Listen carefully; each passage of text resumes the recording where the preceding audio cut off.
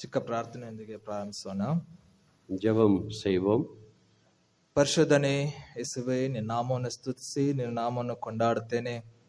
ಈ ಒಂದು ಭಾನುವಾರದ ವೇಳೆಯಲ್ಲಿ ಕರ್ತನೆ, ದೇವ ವಾರದ ಮೊದಲನೇ ದಿನದಲ್ಲಿ ನೀನು ಪುನರುತ್ಥಾನದಾದಂಥ ದಿನವನ್ನ ಜ್ಞಾಪಿಸಿಕೊಂಡಂಥವರಾಗಿ ನಿನ್ನನ್ನು ಆರಾಧಿಸಲು ನಾವೆಲ್ಲರೂ ಕೂಡಿ ಬರುವುದಕ್ಕೆ ನೀನು ಕೊಟ್ಟಂತ ಈ ಮಹಾಕೃಪೆಗೋಸ್ಕರ ನಾವು ಸ್ತೋತ್ರ ಸಲ್ಲಿಸ್ತೇವೆ. ಕರ್ತನೆ, ನಿನ್ನನ್ನು ಅಪ್ಪ ತಂದೆ ಎಂಬುದಾಗಿ ಕರೆಯುವಂತ ಪುತ್ರ ಸ್ವೀಕಾರವನ್ನು ನೀನು ನಮ್ಗೆ ಅನುಗ್ರಹಿಸಿಕೊಟ್ಟಿದ್ದಿ, ಸ್ತೋತ್ರ ಸಲ್ಲಿಸ್ತೇವೆ. ಕರ್ತನೆ ದೇವ, ನಿನ್ನ ವಾಕ್ಯವನ್ನ ಈ ದಿನದಲ್ಲಿ ಧ್ಯಾನಿಸುವಾಗ ಕರ್ತನೆ ನಿನ್ನ ಮಾತುಗಳನ್ನ ನಾವು ಕೇಳಲು ಸಹಾಯ ಮಾಡು. ಕರ್ತನೆ, ಯಾವ ಯೋಗ್ಯತೆಯು ಗಣನೆಗೆ ಬಾರದ ನನ್ನನ್ನ ಅಪ್ಪ ನಿನ್ನ ಕರ್ತನೆ ದೇವ ಸನ್ನಿಧಿಯಲ್ಲಿ ನಿಲ್ಲುವುದಕ್ಕೆ ಸಹಾಯ ಮಾಡಿದ್ದಿ, ಸ್ತೋತ್ರ. ಕರ್ತನೆ, ನನ್ನ ಬಾಯ ಮಾತುಗಳು ಹೃದಯದ ಆಲೋಚನೆ ನಿನಗೆ ಸಮರ್ಪಕವಾಗಿರ್ಲಿ ಎಂಬುದಾಗಿ ಪ್ರಾರ್ಥಿಸುತ್ತಾ ಕರ್ತನೆ ನಮ್ಮನ್ನು ನಾನು ಒಪ್ಪಿಸಿಕೊಟ್ಟೆ ನಿನ್ನನ್ನು ಹೆಚ್ಚಿಸುತ್ತಾ ಯೇಸುವಿನ ನಾಮದಲ್ಲಿ ಬೇಡಿ ಹೊಂದಿದ್ದೇನೆ ನನ್ನ ತಂದೆ, ஆமென்.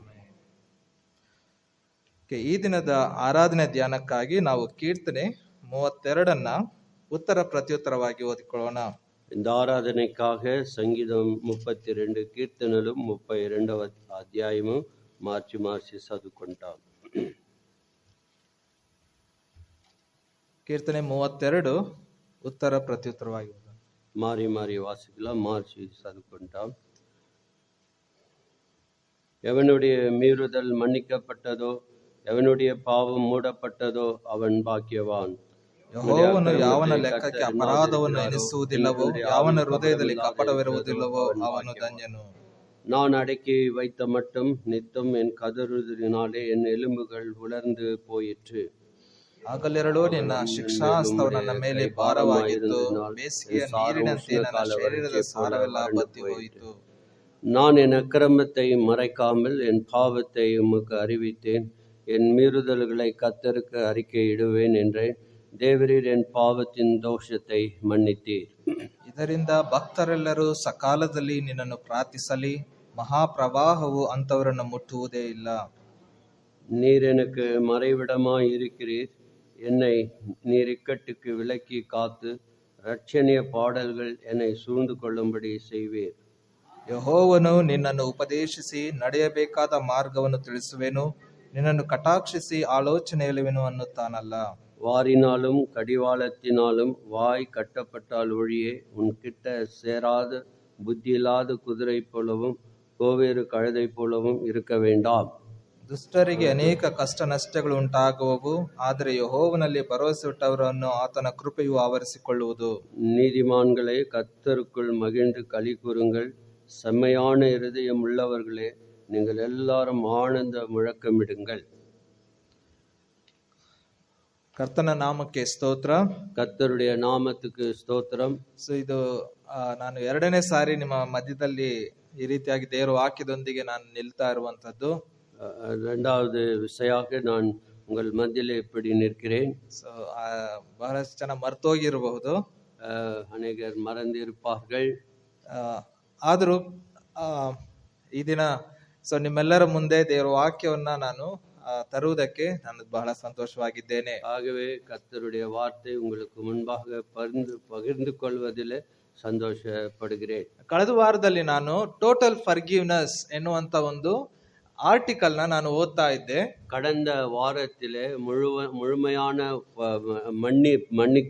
மன்னிக்குதல் என்ற ஒரு காரியத்தை குறித்து ஒரு பொருளை நான் ವಾಸಿತೇನ್. ಸೊ ಅಲ್ಲಿ ಒಬ್ಬ ಬಿಷಪ್ ಸ್ಯಾಂಡಿ ಮಿಲ್ಲರ್ ಎನ್ನುವಂತವರು ಒಂದು ಸಮುದ್ರ ತೀರದಲ್ಲಿ ಇದ್ದದ್ದಾಗಿ ಅವರು ಹೇಳಿದ್ದಾರೆ. ஆகவே ஸ்டாண்டன் மில்லர் என்றவர் கரையோரத்திலே நின்று கொண்டு அவர் சொன்னார். ಸೊ ಅವರು ಆ ಸಮುದ್ರದಲ್ಲಿ ನಿಂತು ನೋಡುವಾಗ ತನಗಿಂತ ಮುಂಚೆ ಹಾದು ಹೋದಂತವರ ಹೆಜ್ಜೆಗಳನ್ನ ಗುರುತುಗಳನ್ನ ನೋಡ್ತಾರೆ. ஆகவே அங்கே அந்த கரையிலே நின்று கொண்டு இதற்கு முன்னாக நடந்தவருடைய ಪಾದங்களுடைய ಅಡಿಚೂಡುகளை அவர் பார்த்து கொண்டிருந்தார். ಅದಾದ ನಂತರ ಮರುದಿನ ಬೆಳಗ್ಗೆ ಅವರು ಅದೇ ಸಮುದ್ರ ತೀರಕ್ಕೆ ಬಂದಾಗ அவர் மறுபடியும் மறுநாளிலே அந்த கரையோரத்திற்கு வந்தபோது ಆ ಎಲ್ಲಾ ಹೆಜ್ಜೆ ಗುರುತುಗಳೆಲ್ಲ ಅಳಿಸಿ ಹೋಗಿದ್ದವು. அங்கே நேற்று படிந்த அந்த பாதங்களுடைய அடிச்சுவடுகள் எல்லாம் அங்கே ஒன்றுமில்லாமல் மறைந்து போய்விட்டது. ದೇವರು ಆತನ ಆ ಕಿವಿಯಲ್ಲಿ ಕೆಲವೊಂದು ವಿಷಯಗಳನ್ನ ಮಾತಾಡಿದ್ದನ್ನ ಆತನ ಗ್ರಹಿಸ್ತಾನೆ.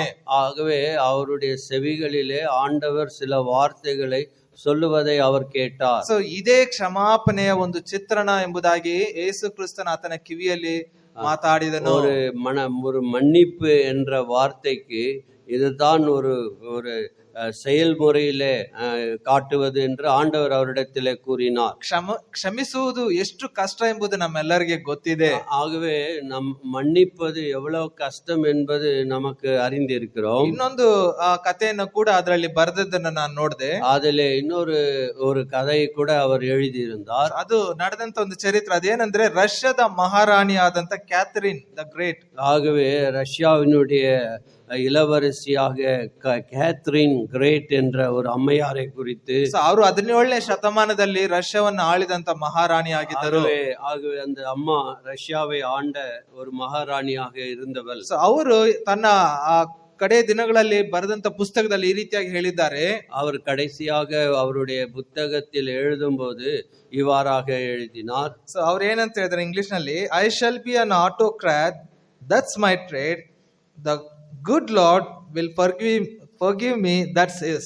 ஆகவே நான் எழுதும் என்னுடைய சுய சரிதை, இந்த புத்தகம் என்னுடைய சுய சரிதை, ஆண்டவர் எனக்கு மன்னிப்பை கொடுத்திருக்கிறார். ಐ ಶಾಲ್ ಬಿ ಅನ್ ಆಟೋಕ್ರಾಟ್ ಅಂದ್ರೆ ನಿರಂಕುಶ ಅಧಿಕಾರಿ. ನಾನು ತಪ್ಪು ಮಾಡಿದವ್ರನ್ನ ಶಿಕ್ಷಿಸಿ ದೇಶಗಳನ್ನ ವಶಕ್ಕೆ ತೆಗೆದುಕೊಳ್ಳುವಂಥದ್ದು ನನ್ನ ಕೆಲಸ. ஆகவே ஆட்டோக்ராட் அதாவது ஒரு டிக்டேட்டர்ஷிப் முறையிலே அரசாண்டு எல்லாரையும் என் இஷ்டம் போல சண்டை போடுவேன், எல்லாத்தையும் சாதிப்பேன் என்று அவர் எழுதியிருந்தார். ಆದರೆ ದೇವರು ಆ ರೀತಿಯಾಗಲ್ಲ. ஆனால் தேவன் அப்படிப்பட்டவர் அல்ல. ಆತನು ಕ್ಷಮಿಸುವಂತವನು, ಅದು ಆತನ ವೃತ್ತಿ ಎಂಬುದಾಗಿ ಹೇಳಿದ್ದಾರೆ. தேவனோ மன்னிக்கிறவராய் இருக்கிறார், மன்னிப்பு அவருடைய பணியாக இருக்கிறது. ಸೊ ನಮಗೆ ಕ್ಷಮಿಸುವಂತದ್ದು ಬಹಳ ಕಷ್ಟ. ஆகவே நம்மை மன்னிக்கிற காரியம் மிக ಕಷ್ಟமான ஒரு ಸೂழ்நிலை. ಸೊ ನಾವು ಪ್ರಾರ್ಥಿಸಬೇಕಾದ್ರೆ ದೇವರೇ ಕ್ಷಮಿಸು ಅಂದಿದ ತಕ್ಷಣ ದೇವ್ರ ಕ್ಷಮಿಸ್ತಾನೆ, ಇದು ಆಟೋಮೆಟಿಕ್ ಎಂಬುದಾಗಿ ನಾವು ಅಂದುಕೊಳ್ಳುತ್ತೇವೆ. நாம் மன்னிப்பை கேட்ட பிறகு ஆண்டவர் மன்னிக்கிறார் என்று ஏந்திரமாக ஒரு நாம் நினைக்கக்கூடிய எண்ணமாக இருக்கிறது. ಸೊ ಈ ದಿನದ ವೇದ ಭಾಗದಲ್ಲಿ ನಾವು ದೇವರ ಒಂದು ಕ್ರಯ ಕಟ್ಟಲಾಗದ ಬೆಲೆಯುಳ್ಳಂತ ಒಂದು ಕಾರ್ಯವನ್ನ ನಾವು ನೋಡಲಿದ್ದೇವೆ. இந்த வாசித்த இந்த திருமறை பகுதியிலே பாவம் என்பது எவ்வளவு பெரிய கிரயம், அந்த கிரியத்தை தேவன் எப்படி செலுத்தினார் என்பதை நாம் படிக்கிறோம். ನೋಡಿ, ಆ ಒಂದು ಅಪರಾಧದ ಒಂದು ವೇಟನ್ನು ಅರ್ಥ ಮಾಡಿಕೊಂಡ್ರೆ ಮಾತ್ರನೇ ದೇವರ ಕ್ಷಮಾಪಣೆಯ ಒಂದು ಅದ್ಭುತವನ್ನ ನಾವು ಅರ್ಥ ಮಾಡಿಕೊಳ್ಳಲು ಸಾಧ್ಯ. ஆகவே தேவன் அந்த நம் செய்த மீறுதல்களை மன்னிக்கிறார் என்ற காரியத்தை புரிந்து கொள்ளும் போது தான் மன்னிப்பினுடைய வெளியேறப்பட்ட காரியத்தை நாம் அறிந்து கொள்ள முடியும். ಸೊ ಈ ಒಂದು ಕೀರ್ತನೆ 32ನೇ ಅಧ್ಯಾಯದಲ್ಲಿ ನಾವು ನೋಡ್ತೇವೆ. ಸಂಗೀತಂ 32 ಕೀರ್ತನೆಗಳು 32 చదివినప్పుడు ಸೊ 3 ಮತ್ತು 4ನೇ ವಚನದಲ್ಲಿ ಈ ಒಂದು ಕೀರ್ತನೆಗಾರನು ಈ ರೀತಿಯಾಗಿ ಬರಿತಾ ಇದ್ದಾನೆ. ಹಂಗೆ 3, 4 ಮೂಡవ ವಾಕ್ಯಂ 4వ ವಾಕ್ಯములో ಕೀರ್ತನಗಾರರು ರಾస్తున్నారు. ಸೊ ನೋಡಿ, ಯಾಕೆ 1 ಮತ್ತು 2ನೇ ವಚನ ಹೇಳಿಲ್ಲ ಅಂದ್ರೆ, ಹೀಬ್ರೂದವರು ತಾವು ಪುಸ್ತಕಗಳನ್ನು ಬರೆಯುವಾಗ ಮೊದಲು ಸಾರಾಂಶ ಬರೀತಾರೆ, ಆಮೇಲೆ ತಮ್ಮ ಒಂದು ವಿವರಣೆಗಳನ್ನ ಬರೀತಾರೆ. ஆகவே எபிரேயர்கள் அதாவது ஆக்கியோர்கள் அவர்கள் எழுதும்போது முதலாவது ஒரு அதிகாரத்துக்கு முன்னுரை கொடுத்து விட்டு பின்னாக அவர்கள் என்ன காரியத்தை விளக்கி ಕಾಟುகிறார்கள். ನಾವೇನ್ ಮಾಡ್ತೀವಿ, ಕೊನೆಯಲ್ಲಿ ಸಮರಿ ಬರೀತೇವೆ. ಆದ್ರೆ ಇವರು ಹೀಬ್ರೂ ಬರಹಗಾರರು ಮೊದಲು ಸಮರಿ ಬರೆದು ಆಮೇಲೆ ವಿವರಣೆ ಕೊಡುವಂತವರಾಗಿದ್ದಾರೆ. எபிரேயர் ஆக்கியோர்கள் அவர்கள் முதலாவது அங்கே முடிவில் சொல்லப்பட வேண்டிய காரியத்தை ಮೊದಲಿலே அவர்கள் சொல்லிவிட்டு இந்த ಸಂಗೀತத்தை விளக்குவார்கள். ಸೊ ಹಾಗಾಗಿ ನಾವು 3ನೇ ಮತ್ತು 4ನೇ ವಚನ ನೋಡುವುದಾದರೆ, இந்த 3ஆம் 4ஆம் ವಚನத்தை ಗಮನಿக்கும் பொழுது ಆತನು ಕೀರ್ತನೆಗಾರನು ಹೇಳ್ತಾ ಇದ್ದಾನೆ, ನಾನು ಅರಿಕೆ ಮಾಡದೆ ಹೋದಾಗ ನಾನು ಅನುಭವಿಸಿದಂತ ವೇದನೆ ಯಾವ ರೀತಿಯಾದದ್ದು ಎಂಬುದಾಗಿ ಆತನು ಹೇಳ್ತಿದ್ದಾನೆ. 3ஆம் ವಚನத்திலே நான் அடக்கி வைத்த மட்டும் நித்தம் என் கதறுள்ளதினாலே என் ಎಲುಬುಗಳು ಉಲರ್ந்து போயிற்று. ಸೊ 1 ಯೋಹನ 1:9 ನಮ್ಮೆಲ್ಲರಿಗೂ ಗೊತ್ತಿರುವಂತ ಒಂದು ವಚನ. 1 ಯೋಹಾನ್ 1:9 మొదటి యోహాన్ 1:9 మనం చదువుతున్నాము. ನೋಡಿ, ಆ ವಚನವನ್ನು ಓದೋಣ. நாம் அந்த வாக்கியத்தை படிப்போம்.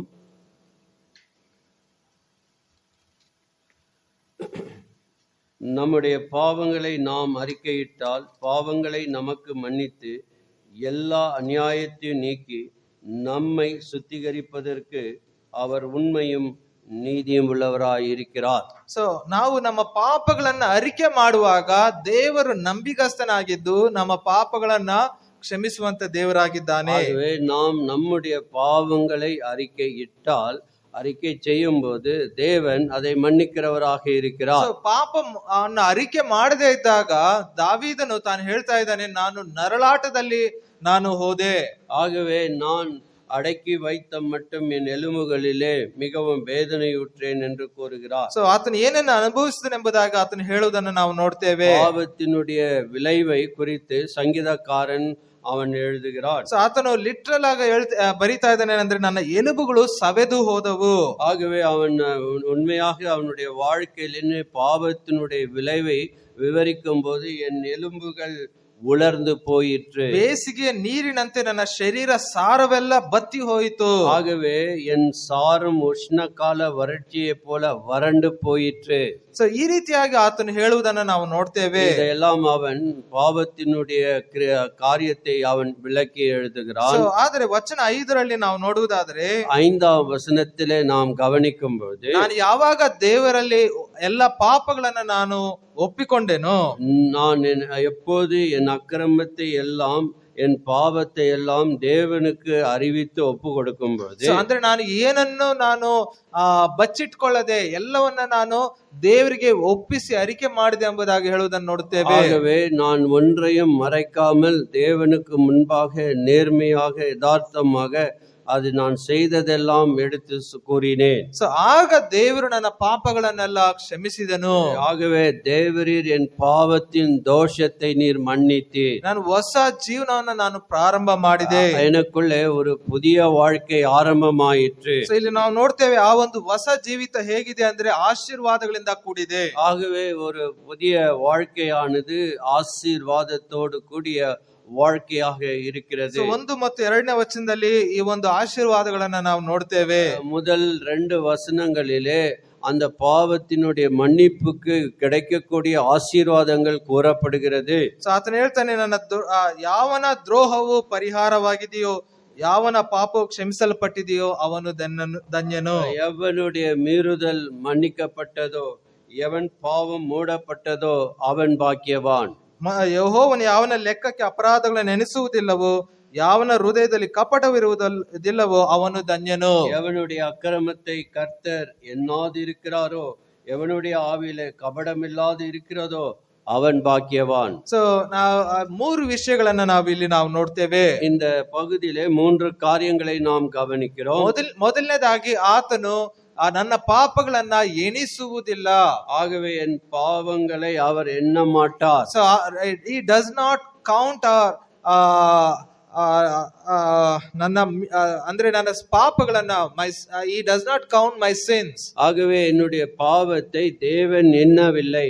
ಸೊ ಎರಡನೇದಾಗಿ ಆತನು ಅದನ್ನ ಅಳಿಸಿ ಹಾಕುವುದನ್ನ he rubs out the sinful entries of my ನನ್ನ ಬುಕ್ ನಲ್ಲಿ ಇರುವಂತ ಎಲ್ಲಾ ತಪ್ಪಾದಂತ ಪಾಪಗಳನ್ನ ಆತನು ಅಳಿಸಿ ಹಾಕುವಂತ ಆತನಾಗಿದ್ದಾನೆ.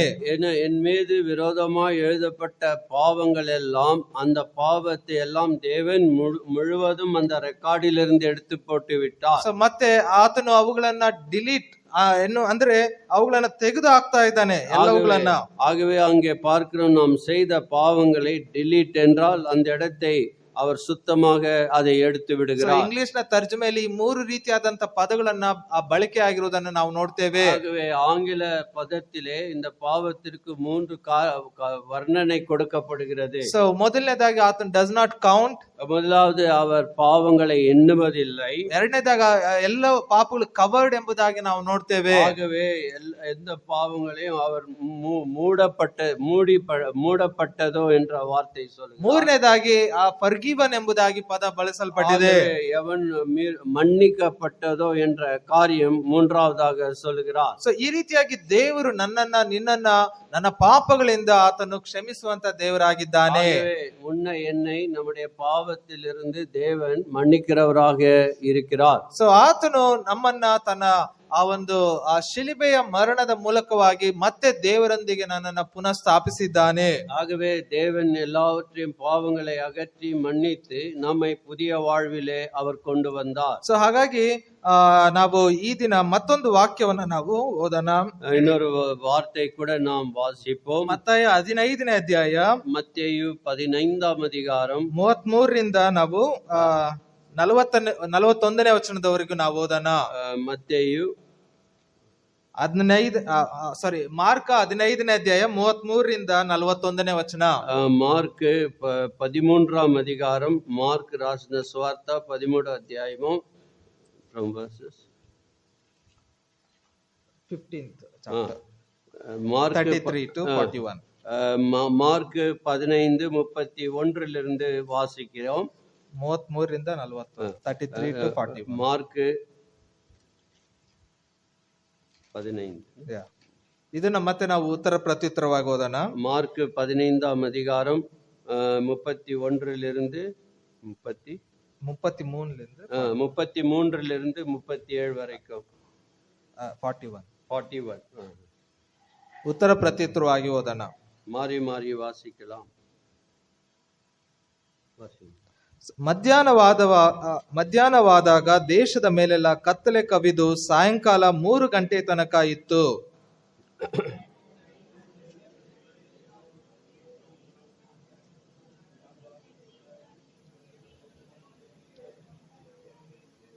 ವಚನ 35. ಹತ್ತಿರ ನಿಂತಿದ್ದವರಲ್ಲಿ ಕೆಲವರು ಅದನ್ನು ಕೇಳಿ ಎಲಿಯನನ್ನು ಕರೆಯುತ್ತಾನೆ ಕಾಣಿರೋ ಅಂದರು. ஒருவன் ஓடி கடற்காலனை காடியிலே தோய்த்து அதை ஒரு கோலில் மாட்டி அவருக்கு குடிக்க கொடுத்து, பொருங்கள், எலியா இவனுக்கு இறங்கி வருவானோ என்று பார்ப்போம் என்றான். ಆದರೆ ಯೇಸು ಮಹಾಧ್ವನಿಯನ್ನಿಗೈದು ಪ್ರಾಣ ಬಿಟ್ಟನು. அப்பொழுது தேவாலயத்தின் திரைச்சிலை மேல் தொடங்கி கீழ் வரைக்கும் 2ஆக கிழிந்தது. ವಚನ 39. ಆತನು ಹೀಗೆ ಪ್ರಾಣ ಬಿಟ್ಟದ್ದನ್ನು ಆತನ ಹತ್ತಿರ ಎದುರಿಗೆ ನಿಂತಿದ್ದ ಶತಾಧಿಪತಿಯು ನೋಡಿ, ನಿಜವಾಗಿ ಈ ಮನುಷ್ಯನು ದೇವಕುಮಾರನಾಗಿದ್ದನು ಅಂದನು. சில ஸ்திரீகளும் தூரத்திலிருந்து பார்த்து கொண்டு இருந்தார்கள்.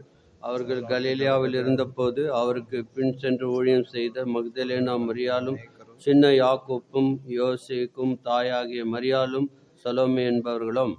ಸೊ ಇನ್ನು 47ನೇ ವಚನದವರೆಗೂ ನಾವು ನೋಡ್ಬೇಕಾದ್ರೆ ಆತನು ಸಮಾಧಿ ಮಾಡಲ್ಪಟ್ಟದ್ದನ್ನು ಕೂಡ ನಾವು ಓದುತ್ತೇವೆ. ஆகவே அதை தொடர்ந்து நாம் வாசிக்கும் போது இயேசுவை கல்லறையில வைக்கிற காரியத்தை எழுதுகிறார். ಸಮಯ ಇಲ್ಲದೆ ಇರೋದ್ರಿಂದ ನಾವೆಲ್ಲವನ್ನ ನಾವು ಓದಲಿಲ್ಲ, நேரம் இல்லாதபடியால் அவைகளை படிக்க முடியவில்லை. ಹೀಗಾಗಿ ನಾವು ನೋಡುವಾಗ ಯೇಸು ಕ್ರಿಸ್ತನು ನನಗೋಸ್ಕರ ನಿನಗೋಸ್ಕರ ಆತನು ಸತ್ತದನ್ನ ನಾವು ನೋಡುತ್ತೇವೆ. ಯೇಸು ಕ್ರಿಸ್ತು ಉನಕ್ಕಾಗ எனக்காக ತಮ್ಮುடைய ಜೀವனை கொடுத்தார். ಈಗಿನ ಕೆಲವೊಂದು ಜನರಲ್ಲಿ ನಾವು ನೋಡ್ತೇವೆ ಯೇಸು ಕ್ರಿಸ್ತನು ಸಾಯಲಿಲ್ಲ ಎನ್ನುವಂತ ವಿಷಯ ಹೆಚ್ಚು ಪ್ರಸಿದ್ಧವಾಗಿದೆ. ஆகவே இயேசு கிறிஸ்து மரிக்கவில்லை என்ற காரியம் அதிக பிரசித்தம் பண்ணப்பட்டது. ಸೊ ಯೇಸು ಕ್ರಿಸ್ತನು ಆತನು ಪೂರ್ಣವಾಗಿ ಸತ್ತಿರ್ಲಿಲ್ಲ, ಆತನನ್ನು ಊನಿಟ್ಟಾಗ ಆತನು ಮತ್ತೆ ರಿಕವರಿ ಆದನು ಎಂಬುದಾಗಿ ಕೆಲವರು ಹೇಳುತ್ತಾರೆ. சில சித்த போதனைகள் தவறாக சொல்லப்படுகிறது. அவர் காயப்படுத்தப்பட்டார், அடிக்கப்பட்டார், ஆனாலும் கொஞ்ச நேரம் பிறகு அவர் மறுபடியும் எழுந்தார் என்று சொல்லப்படுகிறது. ಆದರೆ ಈ ಒಂದು ವಾಕ್ಯದಲ್ಲಿ ನಾವು ನೋಡ್ತೇವೆ, ಪಿಲಾತನು ತಾನು ಶತಾಧಿಪತಿಯನ್ನ ಕರೆದು ಯೇಸು ಕ್ರಿಸ್ತನ ಸತ್ತದನ್ನ ಆತನು ಕನ್ಫರ್ಮ್ ಮಾಡಿಕೊಳ್ಳುವುದಾಗಿ ನಾವು ನೋಡುತ್ತೇವೆ. ஆகவே பிலாத்து கண்டிப்பாக ஒரு சேவகனை அழைத்து அவர் எந்த சமயத்திலே தன் ஜீவனை விட்டார் என்று திட்டவட்டமாக தெரிந்து கொண்டான். ಯಾಕಂದ್ರೆ ಆಗಿನ ಕಾಲದಲ್ಲಿ ರೋಮನ್ನರು ಶಿಲುಬೆಗೆ ಹಾಕುವಂತವರು ಕೊನೆಯದಾಗಿ ಸಾಯುವವರೆಗೂ ಅಲ್ಲಿದ್ದು ಅದನ್ನ ವಿಟ್ನೆಸ್ ಮಾಡಬೇಕಾಗಿತ್ತು. ஆகவே அந்த நாட்களிலே சிலுவையில் அறையப்பட்டவர்கள் கடைசி அவளுடைய சுவாசம் நிற்கும் வரைக்கும் இருந்து உறுதி செய்ய வேண்டும், இவன் ಉண்மையாக ಮರಿತಾನ್. ಸೊ ಒಂದು ವೇಳೆ ಹಾಗೂ ಆತನು ಸರಿಯಾಗಿ ಕೆಲಸ ಮಾಡಿಲ್ಲ ಅಂದ್ರೆ, ಇಲ್ಲಿ ಅರಿಮತಾಯನು ಯೇಸು ಕ್ರಿಸ್ತನ ದೇಹವನ್ನ ಕೇಳಿದಂತ ವ್ಯಕ್ತಿ, ஆகவே இங்க அரிமத்தியானாகிய யோசேப்பு அங்கே பார்க்கிறோம், அவன் அந்த சரீரத்தை கேட்க அங்கே போகிறான். ಸೊ ಆತನು ಒಂದು ವೇಳೆ ಯೇಸು ಸ್ವಾಮಿ ಬದುಕಿದ್ದು ಅಥವಾ ಉಸಿರಾಡುತ್ತಿದ್ದದನ್ನ ಗಮನಿಸಿದ್ದರೆ ಆತನನ್ನ ತೆಗೆದುಕೊಂಡು ಹೋಗಿ ಅಲ್ಲಿ ಆ ಸಮಾಧಿಯಲ್ಲಿ ಇಡೋದಕ್ಕೆ ಸಾಧ್ಯವೇ ಇಲ್ಲ. ஆகவே அவர் உயிரோடு இன்னும் அவர் தொடர்ந்து போராடி கொண்டிருந்தால் அப்படிப்பட்டவர்களை சிலுவையிலிருந்து இறக்கி கல்லறையில வைக்க கூடாது, அது செய்திருக்க முடியாது. ಹಾಗಾಗಿ 42ರಿಂದ 47 ವಚನಗಳು ಯೇಸು ಕ್ರಿಸ್ತನು ಸತ್ತದ್ದನ್ನ ಅದು ಖಾತ್ರಿ ಮಾಡುವಂತ, ಕನ್ಫರ್ಮ್ ಮಾಡುವಂತ ವಾಕ್ಯಗಳಾಗಿವೆ. ஆகவே அங்கே பார்க்கிறோம் 42ஆம் வசனத்திலிருந்து பார்க்கும்போது இயேசு மரித்தார், ಮರಿತವரை எடுத்துக்கொண்டு போய் ಕಲ್ಲರೆಯಲ್ಲಿ ಅಡಕಂ பண்ணினார்கள். ನೋಡಿ, ಯೇಸು ಕ್ರಿಸ್ತನು ದೇವರಿಂದ ಆತನು ತಿರಸ್ಕರಿಸಲ್ಪಟ್ಟವನಾಗಿ ಶಿಲುಬೆ ಮೇಲೆ ಸತ್ತದ್ದನ್ನ ನಾವು ನೋಡ್ತೇವೆ. ஆகவே பிதாவினால் கைவிடப்பட்டவராய் ಸಿಲುವೆயிலே நமக்காக தொங்கினார். ಸೊ ಇಲ್ಲಿ ಬರೆಯದಿರುವಂತ ಈ ಒಂದು ಬರಹಗಾರನು ಅರೆಮಿಕ್ ನ ಆ ಒಂದು ಒರಿಜಿನಲ್ ಪದಗಳನ್ನ ಬಳಸುತ್ತಿರುವುದಾಗಿ ನಾವು ನೋಡ್ತೇವೆ. ஆகவே அங்கே அரேமிய மொழியிலே பேசின வார்த்தைகள் சொல்லப்பட்டு இருக்கிறது. ಸೊ ಎಲ್ಲಿ ಈ ಒಂದು ಕೀರ್ತನೆ 22ರಲ್ಲಿ ಅದೇ ಪದಗಳನ್ನ ನಾವು ಗಮನಿಸುತ್ತೇವೆ. ஆகவே சங்கீதம் 22ல கூட அந்த வார்த்தைகளை நாம் பார்க்கிறோம். ಕೀರ್ತನೆ 22లో ಆ ಮಾಟ ಚದುತ್ತುನಾಂ. ಕೀರ್ತನೆ ಇದರಲ್ಲಿ ನಾವು ನೋಡ್ತೀವಿ, ನನ್ನ ದೇವರೇ ಯಾಕೆ ನನ್ನ ಕೈ ಬಿಟ್ಟಿದ್ದಿ ಎಂಬುದಾಗಿ ಈ ಒಂದು ಕೀರ್ತನೆಗಾರನು ಹೇಳುವುದನ್ನು ನೋಡುತ್ತೇವೆ. என் தேவனே ஏன் என்னை கைவிட்டீர் என்று சங்கீதக்காரன் கூக்குரல் ಇಡುகிறார். ಸೊ ಈ ಒಂದು ಕೀರ್ತನೆಯನ್ನ ಓದಬೇಕಾದ್ರೆ ಒಂದು ಆಶ್ಚರ್ಯಕರವಾದಂತ ವಿಷಯ ನಾವು 27ರಿಂದ 31ವರೆಗೆ ನಾವು ನೋಡ್ತೇವೆ. ஆகவே சங்கீதம் 22, 27 31ஆம் வசனம் வரைக்கும் ஒரு விசேஷ காரியத்தை இங்கு சொல்லப்படுகிறது. ಸೊ ಆ ಒಂದು ಜಯದ ಮಾತುಗಳನ್ನ ಇಲ್ಲಿ ನಾವು ನೋಡ್ತಾ ಇದ್ದೇವೆ. இங்கே ஜெயத்தை அளிக்கக்கூடிய வார்த்தைகள் ஜெயித்த காரியத்தை சொல்லுகிறது. ಮೊದಲನೇದಾಗಿ ತಗ್ಗಿಸಲ್ಪಟ್ಟಂತ ಒಂದು ಕಾರ್ಯ, ಈಗ ಆ ಒಂದು ಜಯಿಸಲ್ಪಟ್ಟಂತ ಒಂದು ವಾಕ್ಯಗಳನ್ನ ನಾವು ನೋಡ್ತಾ ಇದ್ದೇವೆ. அதாவது அவரை சிலுவையிலே அறைந்து தாழ்த்தப்பட்டார், இப்போது அவர் எப்படி ಉಯರ್ತಪಟ್ಟಾರ್ என்ற ವಾರ್ತೆ நாம் கவனிக்கிறோம். ನೋಡಿ, 27ನೇ ವಚನದಲ್ಲಿ ಹೇಳ್ತಾನೆ ಅಂದ್ರೆ, ಭೂಮಂಡಲದವರೆಲ್ಲರೂ ದೇವರ ಕಡೆಗೆ ತಿರುಗಿಕೊಳ್ಳುವರು. ಅದಕ್ಕೆ ಸಂಗೀತம் 22, 27, கீர்த்தனல் 22, 27లో பூமியின் எல்லைகளெல்லாம் நினைவு கூர்ந்து கர்த்தரிடத்தில் திரும்பும், ஜாதிகளுடைய சந்ததிகள் எல்லாம் உம்முடைய சமூகத்திலே தொழுது கொள்ளும். ಎಲ್ಲರೂ ಆತನ ಕಡೆಗೆ ತಿರುಗಿಕೊಳ್ಳುವರು ಮತ್ತು ಎಲ್ಲರೂ ಆತನಿಗೆ ಅಡ್ಡ ಬೀಳುವರು ಎಂಬುದಾಗಿ ನಾವು ನೋಡ್ತೇವೆ. ஆகவே பூமியின் எல்லையெல்லாம் அவரை நினைவு கூர்ந்து எல்லாரும் ஜாதிகளும் அவருடைய சமூகத்திலே தொழுது கொள்வார்கள். ಸೊ ಯೆಹೋವನೇ ದೇವರೆಂಬುದಾಗಿ ಆತನೇ ಅವರ ಒಡೆಯನೆಂಬುದಾಗಿ ಹೇಳುವರು ಎಂಬುದಾಗಿ ವಾಕ್ಯ ಹೇಳುತ್ತಿದೆ. ஆகவே பூமியின் எல்லைகளெல்லாம் கர்த்தர் ஆளுகிறவர் என்ற காரியத்தை அந்த வார்த்தையினாலே அவர்கள் ஆராதிக்கிறார்கள். ಯೆಹೋವನನ್ನು ಎಲ್ಲರೂ ಆರಾಧಿಸುವರು ಎಂಬುದಾಗಿ ಬರೆಯಲ್ಪಟ್ಟಿದೆ. கர்த்தருடைய சந்ததிகள் எல்லாம் சமூகத்திலே தொழுது கொள்ளும், ಆತನನ್ನ ಅಡ್ಡ ಬೀಳುವರು ಎಂಬುದಾಗಿ ಬರೆಯಲ್ಪಟ್ಟಿದೆ. அவர்கள் பணிந்து குனிவார்கள் என்று சொல்லப்படுகிறது. ಆತನ ಸೇವಿಸುವ ಸಂತಾನದವರು ಎಂಬುದಾಗಿ ಎನಿಸಲ್ಪಡುವರು. ஆகவே அவர்கள் தொழுது கொள்ளுகிற சந்ததி என்று அழைக்கப்படுவார்கள். ಸೊ ಆತನ ನೀತಿಯನ್ನು, ಆತನ ನಡೆಸಿದ ಕಾರ್ಯಗಳನ್ನ ಮುಂದಿನ ಸಂತಾನಕ್ಕೆ ತಿಳಿಸುವರು ಎಂಬುದಾಗಿ ಬರೆಯಲ್ಪಟ್ಟಿದೆ. அந்த சந்ததியானது சேவித்து வரப்போகிற சந்ததிக்கு அவர்கள் நீதியை அறிவிப்பார்கள் என்றும் கூறுகிறது. ಅದೇ ಆತನ ಸುವಾರ್ತೆಯ ವಾಕ್ಯವಾಗಿದೆ. அதுதான் அவருடைய சுவிசேஷ வார்த்தையாக இருக்கிறது. ಹಾಗಾಗಿ ಪ್ರಿಯರೇ, ಆತನು ನನಗೋಸ್ಕರ ನಿನಗೋಸ್ಕರ ಆತನು ಶಿಲುಬೆಯಲ್ಲಿ ಪ್ರಾಣ ಕೊಟ್ಟದ್ದಾಗಿ ನಾವು ನೋಡ್ತೇವೆ. இயேசு உனக்காக எனக்காக சிலுவையில் மாண்டார் என்ற காரியத்தை எடுத்து காட்டுகிறார். ಆತನು ಆ ಒಂದು ತೆರೆಯ ಒಂದು ಹರಿದು ಹೋಗುವುದನ್ನು ನಾವು ಅಲ್ಲಿ ಗಮನಿಸುತ್ತೇವೆ. தேவாலயத்திலே இருக்கக்கூடிய திரைசீலையானது மேலிருந்து கீழ் வரைக்கும் ஒன்றெண்டாக கிழிந்து போனது என்று வாசிக்கிறோம். ಅದು 20 ಅಡಿ ಎತ್ತರದಲ್ಲಿದ್ದಂತ ಒಂದು ತೆರೆಯಾಗಿತ್ತು. ஆகவே 20 அடி உயரத்திலே கட்டப்பட்ட அந்த திரையானது 1 ಇಂಚ್ ದಪ್ಪ ಇದ್ದಂತ ಒಂದು ತೆರೆಯಾಗಿತ್ತು. ஆகவே அந்த திரையினுடைய அதனுடைய திக்னஸ் 1 இன்ச்சுக்கு மேலாக இருக்கக்கூடிய திரை ஆக இருந்தது. ಒಬ್ಬ ಮನುಷ್ಯನಿಂದ ಅದು ಹರಿದು ಹಾಕುವುದಕ್ಕೆ ಸಾಧ್ಯವೇ ಇಲ್ಲ. அப்பேற்பட்ட மிகவும் அதிக திடமாக இருந்த அந்த திரைசிலை ஒரு மனிதனாலே கிழிக்கவே முடியாது. ಅದು ಕೂಡ ಮೇಲಿನಿಂದ ಕೆಳಗಡೆವರೆಗೂ ಹರಿಯುವಂತದ್ದು ಅಸಾಧ್ಯವಾಗಿತ್ತು. அதுவும் மேலிருந்து அந்த திரை சிலையானது 2ஆக கிழிந்தது என்று வாசிக்கிறோம். ನಾನು ನೀನು ದೇವರ ಸನ್ನಿಧಾನಕ್ಕೆ ಹೋಗುವುದಕ್ಕೆ ಸಾಧ್ಯವಿಲ್ಲದಂತ ಒಂದು ಪರಿಸ್ಥಿತಿಯಲ್ಲಿ தேவனிடத்திலே நீயும் நானும் போகக்கூடாத ஒரு காரியம் பாவத்தினால் இருந்தபடியால் ದೇವರಿಂದ ನನ್ನನ್ನ ಪಾಪವು ದೂರ ಮಾಡಿದಂತ ಒಂದು ಸಂದರ್ಭದಲ್ಲಿ பாவம் தேவனை விட்டு நம்மை தூரமாக வைத்தது நாம் சேர முடியவில்லை. ಯೇಸು ಕ್ರಿಸ್ತನ ಶಿಲುಬೆಯಲ್ಲಿ ಆತನು ಸತ್ತಾಗ அவர் சிலுவையிலே மரித்த பிறகு ಆ ಒಂದು ತೆರೆಯು ಎರಡಾಗಿ ಅದು ವಿಭಾಗಿಸಲ್ಪಟ್ಟದನ್ನು ನಾವು ಗಮನಿಸ್ತೇವೆ. இரண்டாக கிழிந்தது என்று வாசிக்கிறோம். ನನಗೂ ನಿನಗೂ ದೇವರ ಸನ್ನಿಧಾನಕ್ಕೆ ಹೋಗುವ ಮಾರ್ಗವಾಯಿತು. தேவனுடைய சமூகத்திலே கிட்டி சேரக்கூடிய ஸ்லாக்கியம் நாம் பெற்று இருக்கிறோம். ಹಾಗಾಗಿ ಈ ಒಂದು ಅದ್ಭುತವಾದಂತ ಆ ಒಂದು ಆಶೀರ್ವಾದವನ್ನ ಪಡೆದಂತ ನಾವು இப்பேற்பட்ட ஒரு ஆசீர்வாதத்தை பெற்றவர்களாகிய நாம் ಆತನನ್ನ ಆರಾಧಿಸುವಂತವರಾಗಿದ್ದೇವೆ. அவரை ஆராதிக்க நாம் கடமைப்பட்டு இருக்கிறோம். ಹಾಗಾಗಿ ಕೀರ್ತನೆ ಈ 32ನೇ ವಚನದಲ್ಲಿ 32ನೇ ಅಧ್ಯಾಯದಲ್ಲಿ ನಾವು ನೋಡ್ತೇವೆ, ದೇವರು ನನ್ನ ಪಾಪಗಳನ್ನ ನಿನ್ನ ಪಾಪಗಳನ್ನ ಕ್ಷಮಿಸಿದ್ದಾನೆ. ஆகவே தேவன் நம்முடைய உன்னுடைய என்னுடைய பாவங்களை எல்லாம் மன்னித்தார். ಆತನ ಕಟ್ಟಿದಂತ ಕ್ರಯ ಅದು ಸುಲಭವಾಗಿರಲಿಲ್ಲ. அவர் செலுத்தின கிரியம் மிக எளிமையானது அல்ல, பெரிய கிரியத்தை செலுத்தினார். ಆತನ ದೇವರಾಗಿದ್ದರೂ ಕೂಡ ಗೆತ್ಸೆಮನೆಯ ಪ್ರಾರ್ಥನೆಯಲ್ಲಿ ಆತನ 2 ಸತಿ ಹೇಳ್ತಾನೆ, ದೇವರೇ ನಿನಗೆ ಸಾಧ್ಯವಾದರೆ ಈ ಒಂದು ಆ ಪಾತ್ರೆಯನ್ನು ನನ್ನಿಂದ ತೊಲಗಿಸು ಎಂಬುದಾಗಿ. ಗೆತ್ಸೆಮನೆ ತೋಟத்திலே பிதாவினிடத்தில் அவர் கேட்டார், அவர் பிதாவே உமக்கு சித்தமானால் இந்த பாத்திரத்தை என்னை விட்டு நீங்களாக்கும் என்று 2 முறை இதே வார்த்தைகளை சொல்லி ஜெபித்தார். ಅದು ಎಷ್ಟು ಕಠಿಣವಾದಂತ ಒಂದು ಪರಿಶ್ರಮ ಎಂಬುದನ್ನ ಆ ಒಂದು ಪ್ರಾರ್ಥನೆ ತೋರಿಸುವಂತದ್ದಾಗಿದೆ.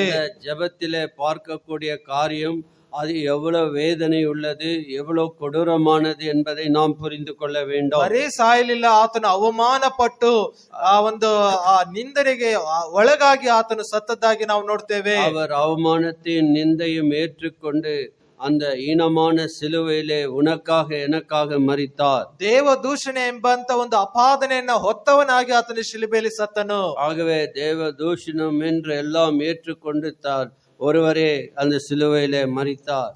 ಹಾಗಾಗಿ ದೇವ್ ನನಗೂ ನಿನಗೂ ಈ ಕ್ಷಮಾಪಣೆಯ ವಾಕ್ಯಗಳನ್ನ ದೇವ್ ನನಗೆ ಕೊಟ್ಟಿದ್ದಾನೆ. ஆகவே தேவன் நம்முடைய பாவத்தை மன்னித்தார்.